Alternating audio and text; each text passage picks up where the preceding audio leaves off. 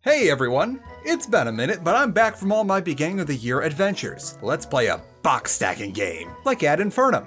I actually got advanced access to this game, which means that I got a free key, and since you know I don't like to get those, you know what happens next. I bought an extra copy of this game to give away. I just had to take the Discord to patrons only recently though, because we hit critical mass on the audacity of randos. So instead of going there, go to the hell on earth known as twitter.com and tweet at me your best knock-knock joke. Same rules as before. It can't be something that you get in trouble for saying on live TV or to a stranger's child. And the best knock-knock joke gets the key. Now how about that ad Infernum?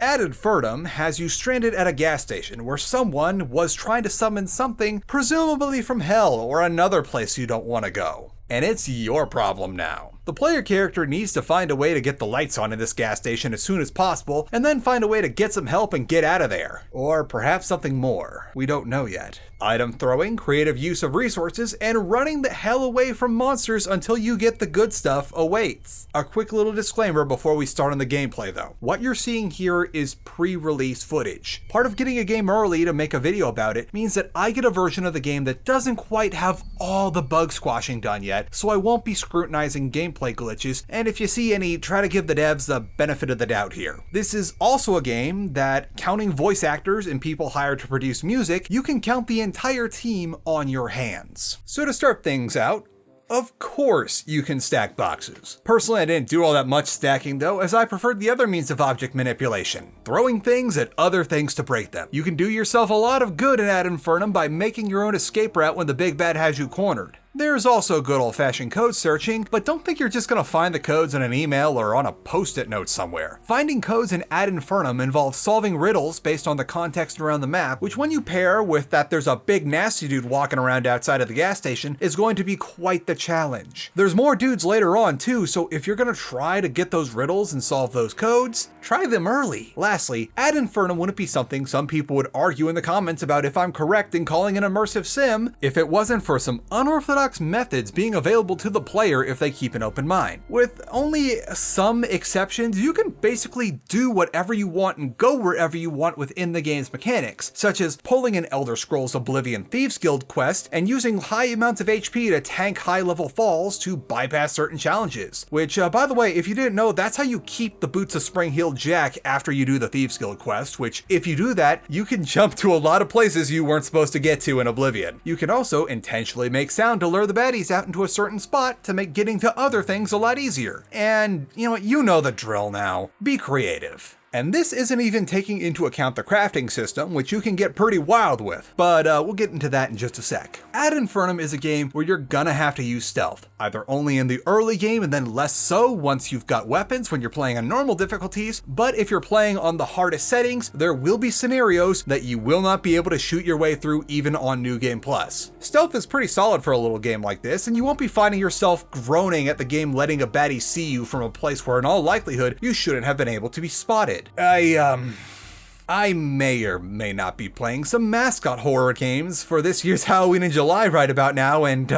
if you know, you know. Ad Infernum lets you peek around corners with a lean function that's actually useful, and not just a slight tilt that doesn't let you see anything unless you're already out of cover. And the sound and design is more than good enough to tell you where a monster is without actually looking at it. Now, with all that being said, you can't just shoot monsters in their stupid faces like I alluded to earlier, but you're gonna want to get the drop on them whenever possible because there are some monsters you can't outright kill. However, incapacitating the big guy is one of the best ways to get out of a bad fight. Why hide from the monsters? Because you've got both your health and sanity to worry about. Health is, well, how close you are from being put in the dirt, and sanity functions like other games that have sanity systems, but also not. For one, sanity isn't obscured in any way, and you can clearly see how much you have just below your health meter at any time. For another, as soon as you're in a safe room, sanity starts recharging, and it goes all the way back up to 100%. That's nice because never mind looking at or taking damage from monsters, so much as being near a monster, even if it doesn't immediately see you, will drain your sanity even if you're hidden behind a solid barrier. We'll get more into what happens when your sanity gets low in the spooky segment, but for now, just try to avoid low sanity. There's a fair amount of health kits and various snacks scattered around the gas station, and if you really need to, you can craft those health kits yourself. Some snacks can even be enhanced by salting them, while others will be made objectively worse by doing so. Use common sense for that one. There's also some snacks that only heal a nominal amount of health, but a lot of sanity, which, especially for extended periods when you're not going to be near a safe room, are very important. Snacks can be found consistently enough so long as you're being mindful to look in any and all searchable containers you come across, but if you somehow don't find enough or are playing especially recklessly, there's crafting. Crafting can make just about anything in-game, from extra bullets and health kits to a straight-up shotgun. You don't find raw materials just laying around though, but thankfully when you do get them, they take up no inventory. By the way, inventory is very limited in this game. There's exactly one drop from monsters that are possible to kill that basically exists for you to disenchant into mats, but literally anything you can pick up short of key items can be deconstructed to make something else. Find an extra melee weapon? Deconstruct it. Have a massive surplus of snack foods? Deconstruct them. Find an extra nail gun, or just playing on a difficulty where it and the nails it needs to fire just aren't worth the storage space? You can deconstruct both the gun and the ammo and get a lot of parts for stuff that hits a little harder. That's actually a very important strategy I used on my second run on the hardest difficulty, which is to deconstruct all lower tier items to get the shotgun early on so that you can stand a chance against the big guys. Finally, before we wrap it up, there's one more major mechanic to talk about: dying. When you start the game, you pick a save file you want, and then after that, every save automatically goes into that slot. There's no making safety saves in different slots or otherwise save scumming, and your deaths are on a global tracker. It overtly tells you this the first time around, which you'll most likely die in a certain spot at the beginning of the game. As the deaths pile up, you get a little buff for each one, and some other things if you're especially struggling. An example I found out about between my playthroughs that after a certain amount of deaths in the early game, a key I was looking for just shows up on the desk in the safe room after you respawn, which allowed me to stop struggling and move on to the next task. I found the spot where I was supposed to get it in my next playthrough. I promise I didn't just exploit this. I'm kind of neutral about this whole method because a lot of games do this in some form or other with like adaptive difficulty, and Infernum just overtly tells you that it's doing it. Speaking of games known for adaptive difficulty, if I had to sum up the overall feel of Infernum, it straddles that line between modern survival horror with its emphasis on quickly solving puzzles in first person, and immersive sim with its freedom to goof around if you know how to stack a box or two. If you like the newer Resident Evil games, or maybe more accurately something like Nightmare of Decay, you'll like Infernum. Expect a lot of running around to solve puzzles while the big bad hunts for you, but not entirely like, say, Amnesia the Bunker, as there are some other monsters you can easily kill, and has a lot more emphasis on action in general, where you're just really crawling along in the bunker. Come to think of it, the last few games I mentioned makes me think that we're starting a new chapter in the horror genre. I'm not sure what we'd call stuff like Ad Infernum, Nightmare of Decay, and The Bunker though, so tell me what you think in the comments. Now, since we've been talking about horror games, let's talk about them spookies. Ad Infernum doesn't have a lot of monsters, but the monsters it has are not to be trifled with. Especially in harder difficulties, just about everything can kill you quick. You've got the big guy that's there from the start, plus a few others such as the smaller guys who can close distance fast, and then the eyeballs. It's less about how many of these there are, but how they're used, with the most obvious case being that you're mainly going to run into eyeballs whenever it's going to be very inconvenient to try and close distance and melee them down. It is doable though. And remember that sanity stuff I was talking about earlier? Yep, that's got an effect on the game. If your sanity stays too low for too long, you'll start having things happen like temporarily getting knocked down to 1 HP, which reminds me a little too much of Darkest Dungeon. But at least we can't get chains of random crits against us from low-level enemies that wipe us. I will die on the hill that you can only get good at Darkest Dungeon like you can get good at a slot machine. You just sink endless amounts of time into it and eventually you get a payout. Back to the matter at hand though, with other weird shit happening. Bible verses start being said out loud by someone else, or at least what I think are Bible verses, visual halloo, and someone else is going to start talking to you over the radio instead of the girl who's giving you objectives. Unfortunately, there's going to be certain segments of the game where while you can save and access an item box, there's no proper safe room, and that means you're going to run out of sanity restoring items fast.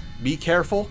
Be quick. And finally, to round out them spookies, we have the atmosphere. As far as the aesthetic goes, this has what I'm gonna call grungy polygons, which is how I describe games like Golden Light or anything else by Mr. Pink, Buckshot Roulette, and Ad Infernum. It's not quite Haunted PS1, because Haunted PS1 tends to have a certain unintentional cleanliness to it, or heavily uses a fog effect that was originally there to cover up poor draw distance on the actual console. It's got this grimy, unkempt feeling like you're the first person to be in this area for a long time, or perhaps that no one hung around here long enough to keep things clean. This fits perfectly with the physical setting of Ad Infernum, a seemingly abandoned gas station. The place is trashed in a way that was not just abandoned, but instead being neglected for a long time and in use for long after it should have been abandoned. We've all had the misfortune of at least passing through a place like this, and if you somehow haven't, for one, lucky you. For another, it invokes a certain kind of unease that comes from wondering if what the people here are willing to put up with when it comes to their domicile is this. How desperate are they willing to get with other things?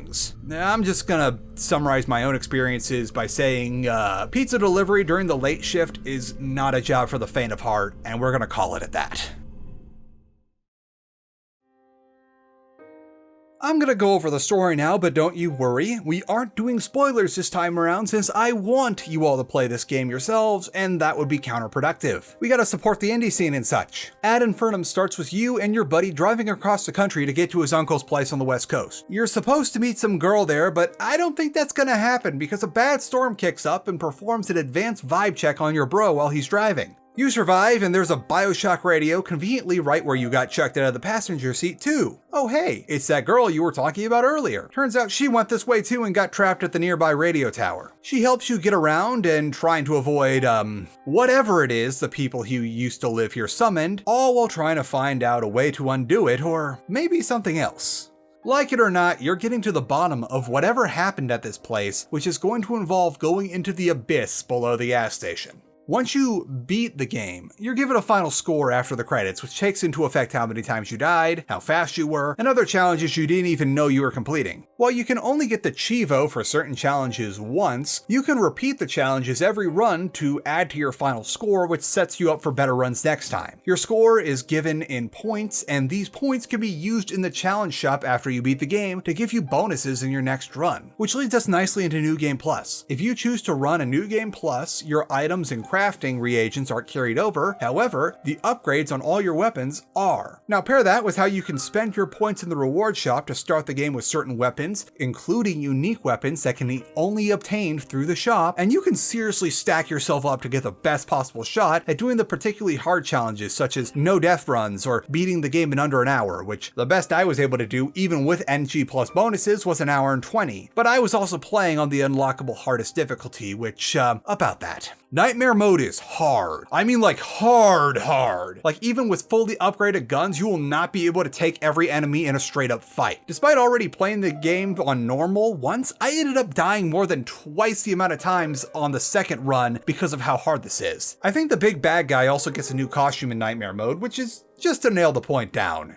Don't mess with Nightmare mode unless you're ready. Overall, I had a great time with Ad Infernum. It's a small game and it's fairly priced at 10 freedom bucks, but it's also on sale for its launch. So if you buy now, it's only gonna be 9 freedom bucks. Your first playthrough is gonna take you between 2 and 4 hours depending on your speed, competence, and how many puzzles you choose to solve. But remember that this is a game meant to be replayed, and that with the sanity mechanics, there's going to be different things happening each run. Speaking of runs, a few nice little things I forgot to put in any of the other segments, which I kind of remember now, is it for one lets you disable photosensitive effects on the first boot up, which is nice because I like to keep that stuff out of my footage for viewer safety. And for another, the options menu has a continuous benchmark in the top right to let you see how your settings are affecting your performance. Oh yeah, and there's a global timer up there too. Ad Infernum would make a great speed game. And on that note, while playing, I did discover a skip that lets you bypass the first third of the game, but it's a risky one. In the sake of fairness, I'm not telling it to neither entropy-fy so it won't get immediately patched out, but I'm also not saying it here or to any potential speedrunners of the game because, where's the fun in just telling you where the huge skip is as soon as the game gets out? And that'll do her for today. I don't know what's gonna get done first for what's up next, which is either the Pacific Drive video or something else that I started in December thinking I was gonna get it done in January, but turned out to be a much